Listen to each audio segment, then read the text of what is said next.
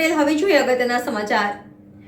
ઉનાના ઓલવાણ ગામમાં મોડી રાત્રિના એક શખ્સે પથ્થરની ખાણના હિસાબ બાબતે માલિક અને મહેતાજી વચ્ચે મનદુખના કારણે માલિકને છાતીના ભાગે બંદૂકની ગોળી ધરબી દેતા તેમનું ઘટના સ્થળે જ મોત નીપજ્યું હતું।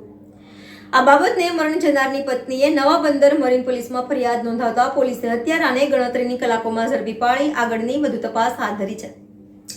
અંગેની પોલીસમાંથી મળતી વિગતો મુજબ ઉના રહેતો ભીમ કરશન ગઢવીએ ઓલવાણ ગામની અંદુ નામની સીમ વિસ્તારમાં રહેતા ભૂપતભાઈ રાજસિંહ રામપથ્થરની ખાણના માલિક હોય અને ત્યાં ભીમા ગઢવી મહેતાજી તરીકે કામ કરતો હતો, જેમાં માલિક અને મહેતાજી બંને વચ્ચે ખાણના હિસાબ બાબતે કે અન્ય કોઈ બંદૂકના કારણે ભીમા ગઢવીએ પોતાની પાસે રહેલી બંદૂક વડે ભૂપતભાઈ ઉપર જીવલેણ હુમલો કરી છાતીના ભાગે બંદૂકની ગોળી ધરબી દીધી હતી, જેમાં યુવાનને ગંભીર ઈજા પહોંચતા લોહીલુહાણ હાલતમાં તેમનું ઘટના સ્થળે કરુણ મોત નીપજ્યું હતું।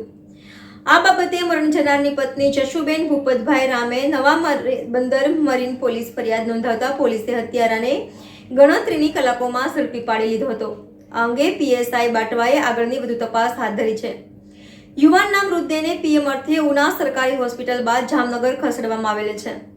પોલીસે હત્યારાને ગણતરીની કલાકોમાં ઝડપી લીધો હોવાનું પોલીસ સૂત્રોમાંથી જાણવા મળેલ છે।